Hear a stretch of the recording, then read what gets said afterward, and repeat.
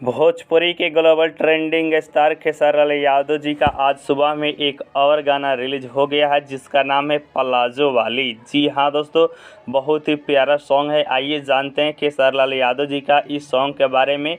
इस गाने का नाम है प्लाजो वाली। वीडियो इंटरेस्टिंग होगी, वीडियो को आप लाइक कर चैनल को सब्सक्राइब कर लीजिएगा, क्योंकि हम लोग है छोटे यूट्यूबर लेकिन 100% करेक्ट वीडियो आप सभी दोस्तों के साथ शेयर करते हैं। तो आइए जानते हैं प्लाजो वाली गाने के बारे में। ठीक है, सिंगर है खेसारी लाल यादव और उनका साथ दे रही है प्रियंका सिंह जी।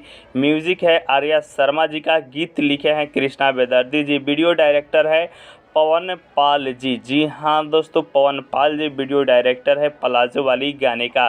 बात किया जाए इस गाने को कौन से यूट्यूब चैनल पर रिलीज किया जाएगा, तो यहाँ पर देख लीजिए, जी म्यूजिक भोजपुरी पर रिलीज कर दिया गया है। तो जाइए देखिए, एंजॉय कीजिए। मिलते हैं नेक्स्ट वीडियो में।